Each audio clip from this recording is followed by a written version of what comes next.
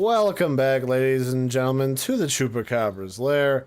I'm your host, Larry, and we're back here today to check out the sci-fi space shooter thingamabob from BioWare that's coming out at the end of February, around the 20-ish, somewhere in there. I know you can play the full game on like the 15th if you want to buy the Origin Access Premium Edition, which I think is like an extra 15 bucks or something on top of what you normally pay, and maybe they give you a discount.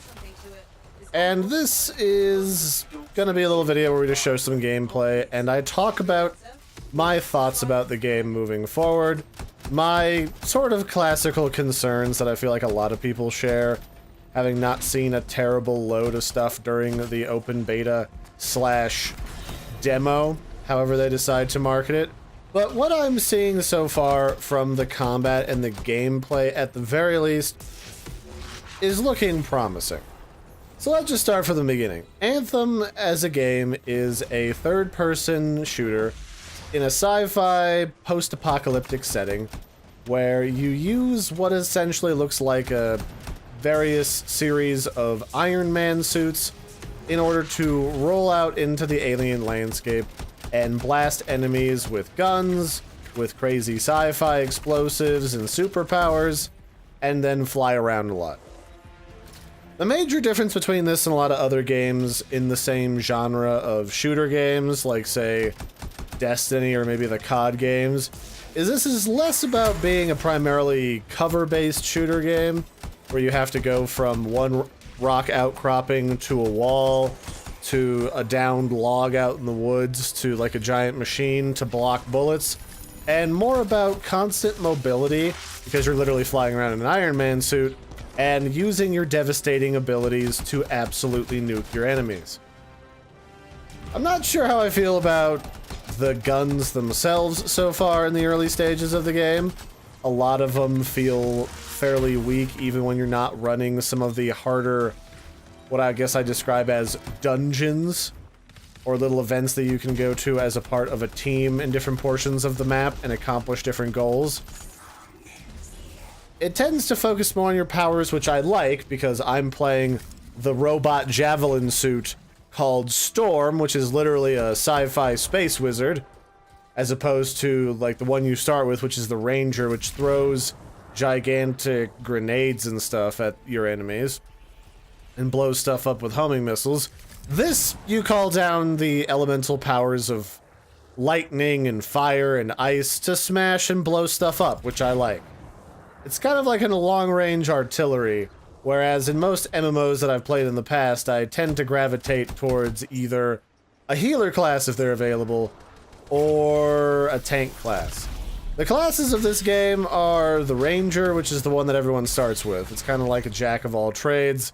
It's not too tanky, it's not too fast, but it's also not slow, and it's also not easy to get like one shot by absolutely everybody in the map. You've also got the Colossus, which is the tanky health mech, which doesn't have much in the way of thrusters and boosters. It just kind of wades into combat, knocking enemies around. And then I forget what the other one is called. It's kind of like it looks almost like the Flash in robot form, where that particular Javelin is more about rogue-like things, getting up in your face and assassinating people, which is kind of neat. And so far, what I really enjoyed the most about this game is, while there's a lot of similarities between it and a lot of other games, especially because you're basically just a person with a shield on that can take some nastier hits than the average person walking down the street, the emphasis on flying around like Iron Man in order to avoid being pinned down, clustered up on, and murdered, or, you know, cornered in some way, has really just made this fun and a really free-feeling game as you zip around a giant battlefield, killing things. And you'll see that a lot, where I hop into the air and then engage my sprint button in order to start thrusting and boosting around the map. You can't do it infinitely, though, because we're not actually a jet plane. We are just a portable super soldier suit. So you can fly until your booster jets overheat, and then you're stuck on the ground walking around like a peasant for a while. And it pays to not let that happen in one way or the other, paying attention to puddles of water that can cool down your javelin faster, or just stopping on the ground for brief periods. Because otherwise you're sitting on the ground overheated for a good while, and that locks down a lot of your survivability. The eggs were filled with acid. The guns, again, are kind of a thing that you may or may not like the feel of in the game, especially if you're more of a fan of traditional first-person shooters. There are a few that are really heavy-hitting, with the drawback is always something like reduced ammo or reduced reload speed, so you end up feeling like a slug caught in molasses at times. I've got a sniper rifle that has the issue of only being able to be shot 5 times before running out of ammo, called the Devastator. But the plus side is it does probably 3 to 4 times more damage than any of my abilities, even my ultimate. And you do have an ultimate. You can kind of go into a turbo murder mode and nuke people. The Ranger has got the rocket barrage. I call down giant wads of elemental power from orbit, which you'll see again here in a moment. And I'm not really sure what the other two do. I know the Colossus probably has like a missile launcher or something, like a bazooka. And I think the rogue frame does some assassination things, lets you combo with other players and blow them up. The enemies so far, one of my big concerns is going to be the variety in enemies and also the variety in the mission types that you end up engaging in. Especially because Anthem, at present, does not have any PvP in it, nor any early plans have been announced for adding PvP to the game. So for a primarily PvE-only game, you're going to really need to focus on either the story or the randomly generated events to try and keep people coming back and engaged with everything going on in the game. To that effect, we haven't seen a ton of the story. The story we have seen so far was okay. Like, it kind of had me interested in the world that you live in and all the ancient alien technology that seems to pervade it in every nook and cranny, but at the same time, it also feels pretty basic, especially when the demo is supposed to be your first real taste and is supposed to compel you to want to buy the full game.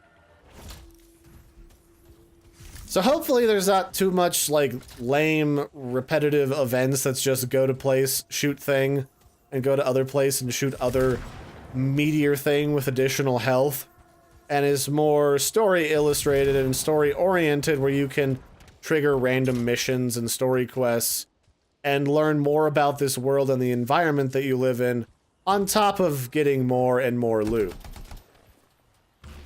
The other problem that you end up with is they do have slightly better feeling enemies than I've seen in other games similar, but they share a lot of issues with games like, say, Destiny, where despite having, varying looks and feels to the enemies, they all kind of fit into certain class categories.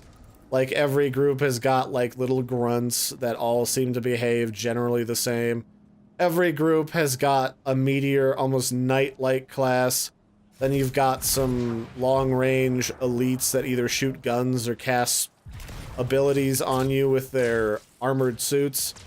So hopefully those things have a varied AI as you get deeper into the game, so you really feel like you're fighting an intelligent enemy instead of just a bunch of dumb NPCs whose brain you can see plastered across every other game that's ever been created that happens to have mob tactics and all that.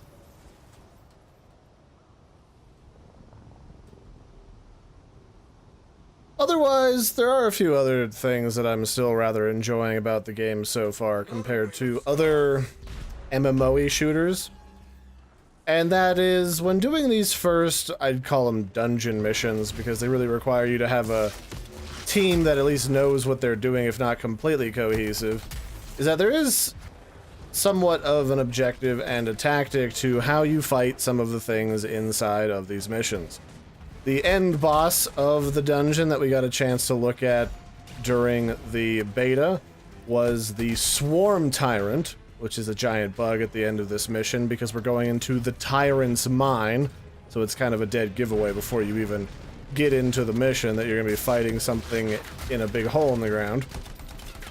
But unlike some other shooters that kind of devolve every mission into circling a big scary monster that just has a bunch of abilities that'll one-shot you at close range and hiding behind cover while you shoot it for an hour, this game actually has some targets that require you to go through different phases in the mission. You actually have to, you know, go into first phase and nuke it down to attack its weak points, and then wait till it goes and runs and hides, and then kill all of its minions before it comes out so you don't get overwhelmed and overrun. So I like that there is some thought going in to providing a meaningful dungeon boss inside of the game, so you don't just feel like you're fighting the same things over and over. But I'm still kind of skeptical, because a lot of the rest of these missions, when you get right down to it, what we're doing right now is we're collecting these motes of energy to turn off these ancient, almost Atlantean-style machines from, like, the shapers of the world. But really what it is it's just a long defense mission while you kill things in order to unlock a pit that has the last couple of them in it, so that you can progress to the next portion. Which, while they've wrapped it up in a more unique bow, it's still just another present in a bow, as opposed to a gift in a baggie, or maybe something sent via drone.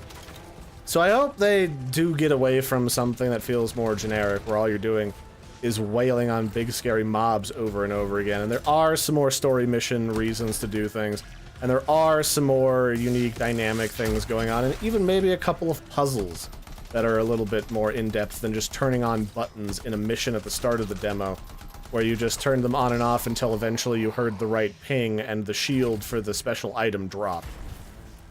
That's gotta be, like, your main concern. The other thing that concerned me, having played Destiny when it first came out, is, are they one of those games that's gonna be ridiculously stingy when it comes to loot? Because loot has always been an issue back when games like Evolve were around, like that sort of time period, where you'd get into the game and all you'd see is mostly white items and a few greens as quest rewards. But they had, like, you know, blues and purples and legendaries and stuff even beyond that mythical gear. And you'd never get a chance to see any of it because they were, you know, ridiculously, you know, low drop chances. That's why the loot cave existed, which was an absolutely ridiculous thing to say, that the loot cave ever was around. So, definitely some concerns moving forward.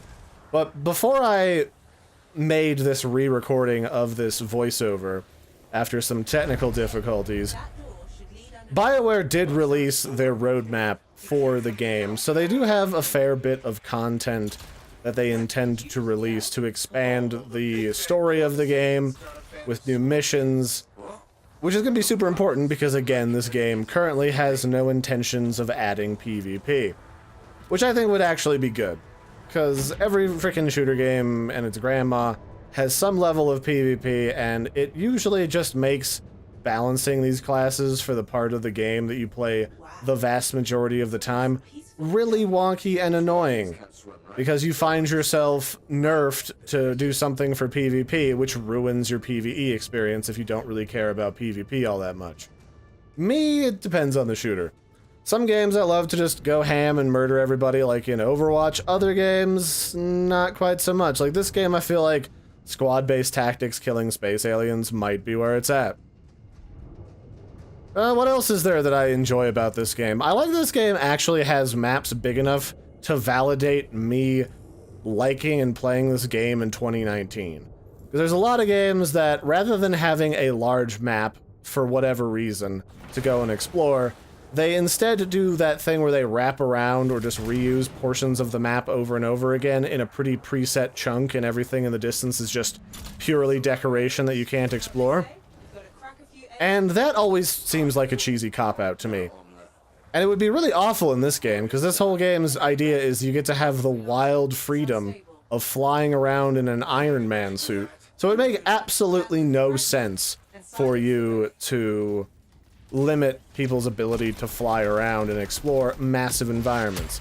That said, in the free play mode, or like the free roam mode, where you go and dip around in the environment looking for crafting materials and accomplishing randomly generated events, you end up finding a few areas where you actually have to load into the next chunket. But at the same time, like, it's still a really big area that you're exploring, so I hope it feels like it's full of enough stuff that it feels alive and sort of real to the experience, and not just like, let's go roam around finding mining nodes, killing the 3 guys that spawn every hour, and then just, you know, bum off back to the base and craft stuff and do missions again. That would be really boring and lame. So far what I've seen in the free mode, you can actually find some neat tidbits of story. So combine that with decent story writing, which I can't verify one way or the other right now, and it should be pretty interesting. Now, there is some other stuff that I really am not so sure about moving into the roadmap for this game. Is they got these like cataclysms that build up over time and happen where the shaper technology of this universe goes out of control and summons like a big fancy event that you gotta fight in order to get the best gear.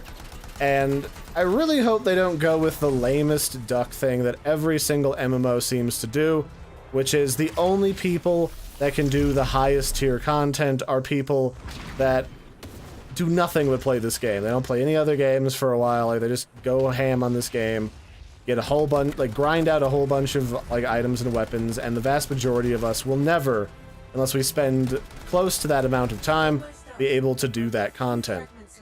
I think that's always really lame, and if that's the coolest content's gonna do that, it's gonna be a really big disappointment for me.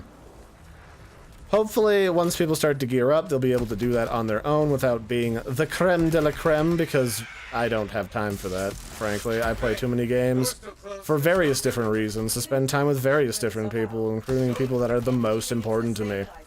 And they do not play this game, and probably will not, because it is a shooter, and it's just not their thing.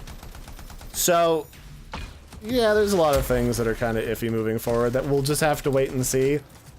I'm gonna chalk it up to they just kind of grabbed a chunk of the game to beta test with, and it may not necessarily have been catered as a selling point for people who might have been on the fence. I do like the sort of world building that we've got going on in this game, because we actually have meaningful alien creatures that don't just look like mutated horse number 5. These are all looking like proper mutated alien bugaboos that are like twin-tailed scorpions and egg sac wielding armored bugs that'll bash you with their acid egg sacs. All the technology looks properly foreign, and even these suits that we've got are properly foreign. We fight at least one faction of properly alien critters called the Scar. And we are fighting over, in this universe, the remnants of this ancient race called the Shapers, who built this world and everything in it that left their ancient, powerful technology that is fueled by the unknown energy source called the Anthem of Creation. So it's kind of one of those, like, the name is in the title of the movie is also in the movie itself. Kind of fun little tongue-in-cheek moments when you hear that for the first time. Not to spoil anything, although that was, like, in the first couple minutes of the beta, so I'm not gonna feel too bad about it. But I always love stories that have, like, an ancient Atlantean feel to them, where there are these creatures that just happened to, and they might just be humans, who knows, that happen to harness these ridiculous powers of, you know, creation of the gods themselves, and then they disappeared, and we're fighting over the militarized, you know, weaponized leftovers of their empire. So that's all neato pachito stuff. I mean, I was thinking about the stories that I love the most for that. There was this Dinotopia series where it was kind of like, was Jules Verne the one that did Journey to the Center of the Earth? Whoever did the original Journey to the Center of the Earth where there was dinosaurs down there? It's a lot like that, but instead of just dinosaurs and like unevolved creatures, they had an almost utopian society that died out where people took these magic sunstones and used them to power dinosaur, almost mech-like technology that they could use to do different tasks, almost like a really advanced tractor. And I remember there was a book when I was in elementary school that I used to always enjoy going through and rereading that talked about a scientist who would go 20,000 leagues under the sea style, you know, into this weird cave system and wind up lost and in Dinotopia as they got, like, further and further underwater. And then some despot down there wanted to get a hold of it to go get surface technology in the form of guns to take over the rest of Dinotopia. And then revive this ancient empire to potentially take over the world or some such. I don't remember that well. But the long story short, they had cool robot things, and I loved that part. Subsequent versions of it, like the sci-fi movie, the made-for-TV movie on the Sci-Fi Channel, had really hyper-intelligent dinosaurs, and their whole shtick was you bonded with them when they were born, and they were like your bond partner for life, and you'd help each other out. And when you lose your bond partner, it was like a really scary thing. And there might have even been like a psionic link thing going on. But I digress. It was this really cool series, and this reminds me of so many things when you talk about ancient technology. So what are the factions that we're fighting against? We are a part of the Freelancers, which is a group of mercenaries, basically, just like free states kind of individuals, that everyone's kind of their own individual, who are a loose confederation of people that don't want to be held under imperial rule. The other side of it is there's another faction of humans called the Dominion, which is just an empire of people that want everyone to conform to their rule set so that they can master Shaper technology and use it for whatever evil ends that they have. And, there's also the Scar so far. And the Scar are an unknown alien entity that lives mostly underground, and all of their armor and weapons feels very hodgepodge and cobbled together, yet also super advanced. Whatever that ends up meaning to you. I think in this particular footage we've been fighting mostly the Scar. I think we had a little touch of Dominion there for a while. You're not helping. But it's mostly been the Scar, and they all have their own versions of Javelin weaponry. In fact, the Storm Javelin that I've got, the Freelancers stole the technology from the Dominion and used it with their own that they've been able to scavenge from Shaper technology, and used it to create this basically elemental space wizard. Which is kind of funny. So here we've got the Swarm Tyrant about to come out. And this is the first, like, major boss that I've fought in the game that felt like a proper boss fight. And it's a giant pimple bug. It is literally a drain crawler of epic proportions. And this thing is like the queen of all the critters down here. It lays all the good eggs and is not very happy that we've come to touch its stuff. This is basically just a creature that on normal difficulty, we're currently playing on hard, you just use your specialty abilities to nuke it from orbit. In my case, I usually just hover up in the air. That's kind of what the Storm does. We're a portable artillery that hangs out at the back, just nuking the pants off of things. And every time you've killed enough bugs to bring your ultimate back up, just nuke the bug, trying to attack those giant pink spots on its body to pop them like pimples, because those are its weak point. And then eventually it'll just die. But it's got a few different phases to it. The first one is it comes out, and it'll spit at people, overheating them if they hit you, and making you vulnerable for it to come up and slam you once and kill you instantly on the ground. It'll also just shred people on the ground and try to constantly do acid spit at them, so they gotta try and avoid it. And it's kind of tricky when you're in melee in this game to stay alive on these big hulking monsters, because a lot of what this 20-ton 3-story critter can do is just one-shot you, because obviously it's the size of a bus. Like, whenever it hits you, it's going to do a significant amount of damage. So there you have it. Beyond that, it'll go up out of the arena now and again and summon a bunch of its pals to come and overrun you. This is some pretty standard game design where it's like, hey, they probably are running low on ammo and health. Let's throw out some ammo packs and health packs and let them recharge their stuff by killing a bunch of bugs. Very nice introductory dungeon for anyone who likes the first-person shooter genre or the third-person shooter genre, but hasn't really experienced a lot of MMO-style dungeons. I hope this gets more dynamic and more stuff goes on to make it feel more unique and different later on, but this is kind of bog standard right now. So what I'm doing is I'm trying to pop its bodily pimples, which will stun it briefly so we can lay into it, and my friend went down, so I had to go zip in there and get him. During the beta, there was a couple of interesting bugs. One of them was that some people couldn't see other people and where they were. Like, when they flew over there, they just couldn't see them. So that's what happens here. My friend goes over to revive him. Can't seem to get close enough to him to revive him, so I just wait till Mr. Bug here decides to wander off. And then I just... Oh, I actually overheated here, so you can see how annoying that can be if you don't do it right. So now I'm vulnerable to a lot of things because I can't jump jet away from danger as easily. So it's easier for all these critters to come and try and cluster around me and kill me. So I'll go heal him. Healing is pretty standard. It's just like you get down, you go up and you give people like a jumper cable situation. They get healed to a portion of their health, not all of their health. And then they can go heal with whatever means they like, either with their ultimate or maybe just picking up drops. So I'm just going to lay into this guy again. We're trying to get those pimples popped, because after they're popped, you can do a whole bunch more damage, because it's kind of like an actual open wound in the real world. Some of the other things I've been enjoying about this game that they've announced as confirmed details is that whatever javelin you're currently using when you go do a dungeon, the loot that you get will be preferenced towards that javelin. You can still get different loot for other characters. You can get different weapons that might not be for your tune, because everything has versions that are specific to different classes.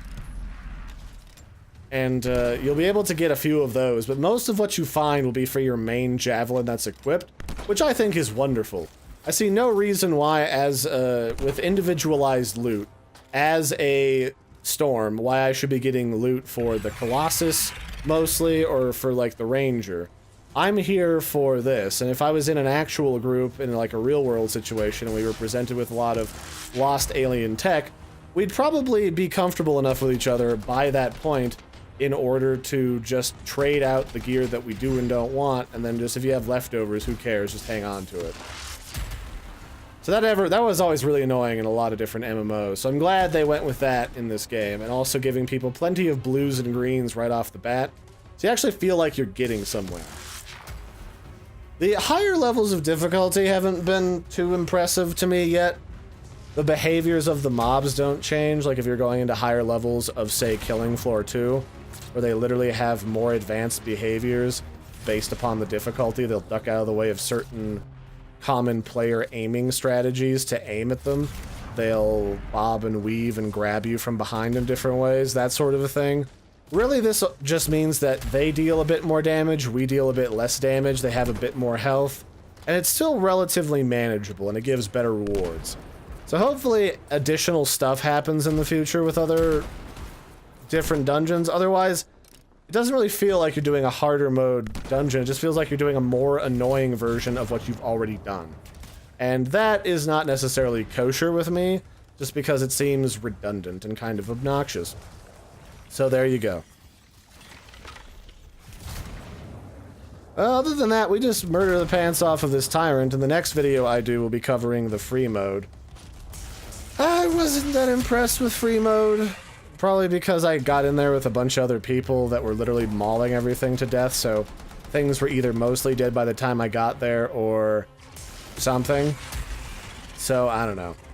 It might just depend on what goes on at launch. I'll be covering this after launch a little bit here and there, doing some more voiceover stuff, because I learned pretty early on with Destiny that trying to do running banter when you're running and gunning and not necessarily the best first-person shooter person on the planet can be a tricky proposition, like for real. Especially when you're getting thrown up on by Starship Troopers bugs. That tends to become a little bit wonky.